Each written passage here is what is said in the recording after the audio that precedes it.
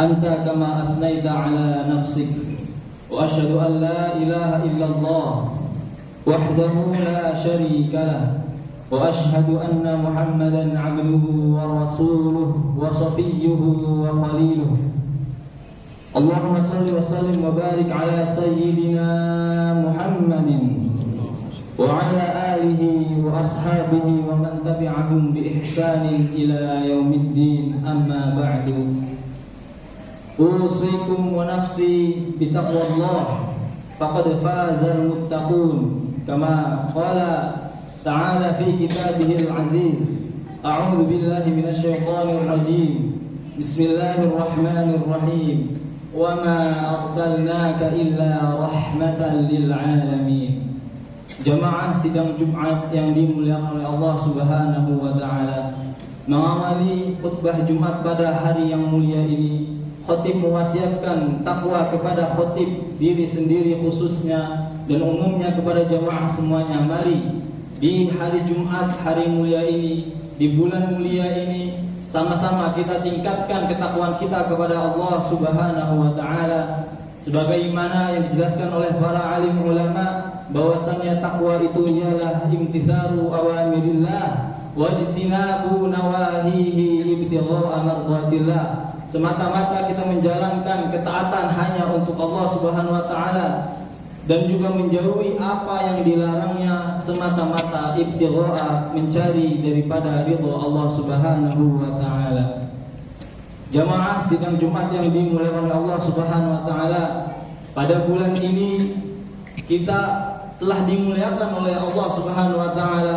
Allah masih panjangkan umur kita pada bulan yang mulia ini, bulan Rabiul Awal. Kenapa bulan ini dikatakan bulan yang mulia? Bahwasannya Allah Subhanahu wa taala melahirkan nabi kita, Nabi Muhammad sallallahu alaihi wasallam pada bulan ini, yaitu bulan Rabiul Awal. Disebutkan juga nama Rabiul Awal ialah bulan Maulidun Nabi, bulan lahirnya Nabi Muhammad sallallahu alaihi wasallam. Sebagaimana khatib yang bacakan tadi di awal pada surah Al-Anbiya ayat 107, Allah berfirman, "Wa ma arsalnaka illa rahmatan lil alamin." Tidaklah aku mengutus engkau ya Muhammad semata-mata rahmatan lil alamin, kamu menjadi rahmat bagi semesta alam. Jamaah yang dimuliakan oleh Allah Subhanahu wa taala, Imam Al-Baydawi menafsirkan ayat ini bahwasannya Nabi Muhammad diutus ke dunia ini, ke muka bumi ini semata-mata ingin memberikan sebagai sumber kebahagiaan, sumber kebaikan pada umatnya dan juga umumnya pada semua alam, semua umat. Sebagaimana Allah berfirmankan, tidaklah aku mengutusmu Muhammad engkau sebagai semata-mata hanya untuk rahmat lil alamin. Imam Al-Baydawi menjelaskan seperti tersebut, bahwasanya tidaklah Nabi diutus sebagai hanya menjadi sumber kebahagiaan. Maka bagi kita umat beliau yang ingin mendapatkan kebahagiaan hakiki dunia dan akhirat, maka semestinya kita mengikuti jejak beliau.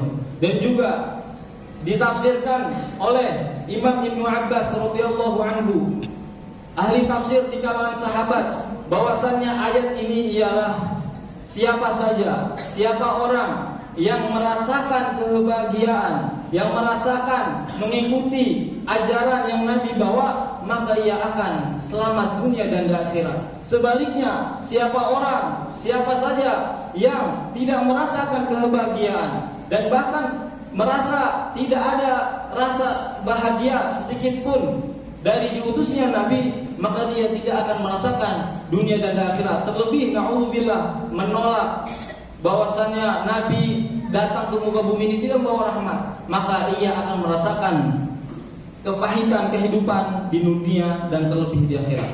Jamaah yang dimuliakan Allah Subhanahu wa taala, bisa kita ambil poin pertama, Nabi diutus hanya sebagai rahmat, yang artinya sebagai memberikan kasih sayang kepada kita semuanya. Apa contohnya? Ketika tidaklah kita mengingat kisah Nabi ketika hijrah ke kota Taif pada waktu itu Nabi ingin mendapatkan perlindungan karena di tempatnya merasakan kepahitan karena kaumnya di sana menyakiti Nabi. Kemudian Nabi hijrah ke kota Taif. Apa yang dilakukan oleh para penduduk Taif? Mereka malah menyakiti Nabi.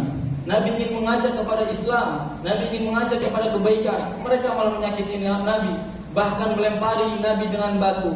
Kemudian dilihat, disaksikan oleh malaikat penjaga 2 gunung di kota Taif. Wahai Muhammad, sekiranya engkau ingin aku hancurkan 2 gunung ini di antara kota Taif ini, akan aku hancurkan sehingga mereka akan wafat semuanya. Namun apa jawaban Nabi?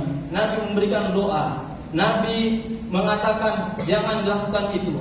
Dan Nabi mengatakan berdoa kepada Allah, ya Allah, bisa saja mereka hari ini tidak beriman. Insya Allah, semoga aku berdoa, aku berharap di antara mereka dari para penduduk Taif ini beriman kepadamu, menyembahmu ya Allah.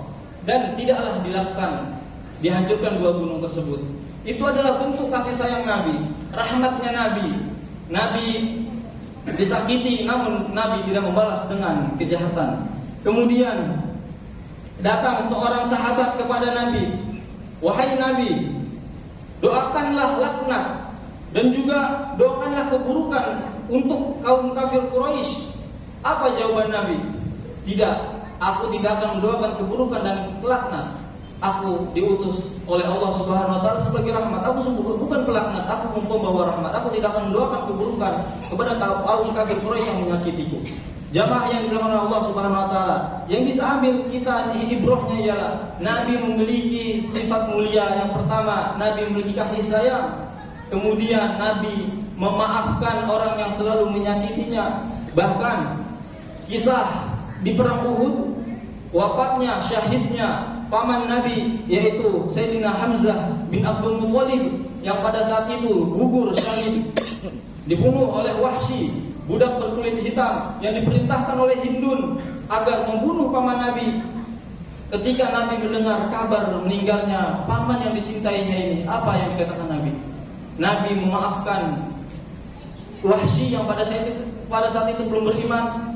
Namun hati kecil Nabi memang merasakan kesedihan yang amat dalam karena paman yang dicintainya yang selalu membelanya wafat syahid, dibunuh oleh Wahsy.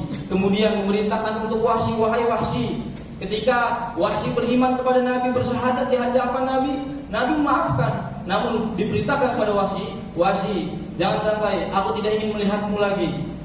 Namun dengan kecintaannya Wahsy ketika telah beriman kepada Nabi Muhammad SAW, kepada umat Islam, kepada agama Islam, karena saking cintanya Wahsy mencari cara ingin bertemu dengan Nabi walaupun Nabi tidak melihatnya. Itulah bentuk kasih sayang Nabi. Nabi sakit hatinya, dibunuh pamannya, namun Nabi memaafkan orang yang menyakiti hatinya.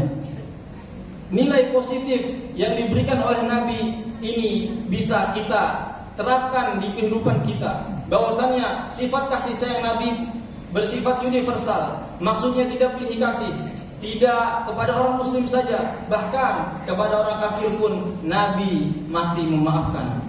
Jamaah yang dimuliakan oleh Allah Subhanahu wa taala, Allah Subhanahu wa taala berfirman, "Khudil afwa wa'mur bil 'urfi wa'rid 'anil jahilin." Maafkanlah olehmu dan ambillah dan serulah orang untuk melakukan kebaikan, wa'rid 'anil jahilin, dan berpalinglah daripada orang bodoh. Itulah yang sifat Nabi, khususnya di bulan Maulid ini, dilahirkannya beliau ini, yang bisa kita teladani, yang bisa kita praktekkan dalam kehidupan kita. Selain itu, jika kita sudah memiliki sifat pemaaf, kita punya sifat rahmah, kita memiliki sifat kasih sayang sebagaimana Nabi, selanjutnya ialah Allah perintahkan kepada Nabi dalam ayatnya, "Fabima rahmatin minallahi lintalahum walau kunta faddan ghalidhal qalbi lan faddu min hawlik." Allah Subhanahu wa taala mengingatkan Nabi, wahai Nabi, "Fabima rahmatin minallahi lintalahum." Sekiranya bukan karena rahmat Allah, kamu tidak akan melakukan kasih sayang kepada mereka. Maka dari itu Walau kunta fadhlan ghalidhal qalbi, seandainya kamu memiliki hati yang kasar, sikap yang keras kepada sekelilingmu, lan faddu min haulik, mereka akan menjauhkanmu wahai Nabi. Nabi diutus menjadi rahmatan lil alamin. Bagaimana Nabi ingin mengajak umat muslim, umat yang pada saat itu belum beriman, agar beriman kepada Allah, dan dengan cara rahmah, dengan cara baik hati, dan juga dengan cara memaafkan mereka semua yang menyakiti Nabi SAW. Jamaah yang dimuliakan Allah Subhanahu Wa Taala, maka seyogianya baik kita semuanya pada hari ini mungkin memiliki ada rasa marah kepada saudaranya, khususnya naudzubillah jika memiliki rasa dendam, maka itu bukan yang diajarkan oleh Nabi. Nabi tidak memiliki sifat dendam. Nabi jika orang yang memiliki rasa sakit hati, Nabi memaafkan dan bahkan memberikan kebaikan kepada yang menyakiti Nabi Muhammad SAW. Barakallahu li wa lakum fil Qur'anil azim wa nafa'ani wa iyyakum bima fihi minal ayati wa dzikril hakim. Aqulu qawli hadza wa astaghfiru innahu huwal ghafurur rahim. Allahumma salli ala sayyidina Muhammad wa ala ali sayyidina Muhammad. Alhamdulillah walhamdulillah thumma alhamdulillah. Asyhadu an la ilaha illallah wahdahu la syarika lah wa asyhadu anna sayyidana Muhammadar Rasulullah alladzi la nabiyya ba'dahu wa la rasula ba'dahu. Allahumma salli wa sallim wa barik ala nabiyyina Muhammad wa ala alihi wa ashabihi wa man tabi'ahum bi ihsanin ila yaumil qiyamah. Amma ba'du, fa ya ayuhan nas, usikum wa nafsi bi taqwallah faqad faza al-muttaqun. Faqala Allah ta'ala, inna Allah wa malaikatahu yusalluna 'alan nabiy ya ayyuhalladzina amanu sallu 'alaihi wa sallimu taslima. Allahumma salli ala sayyidina Muhammad wa ala ali sayyidina Muhammad. Allahumma ighfir lil mu'minina wal mu'minat wal muslimina wal muslimat al ahya'i minhum wal amwat. Allahumma irfa'na al ghala wal bala wal waba wal fahsya wal munkar was suyuh al mukhtalifah ma dhahara minha wa ma batan min baladina hadha Indonesia khassah wa an sa'iril buldanil muslimina 'ammah. Innaka ala kulli syai'in qadir. Allahumma arinal haqqa haqqa warzuqna ittiba'ah wa arinal batila batila warzuqna ijtinabah. Rabbana atina fid dunya hasanah wa fil akhirati hasanatan wa qina adzabannar. Ibadallah, innallaha ya'muru bil 'adli wal ihsani wa ita'i dzil qurba wa yanha 'anil fahsya'i wal munkari wal baghi ya'idukum la'allakum tadhakkarun.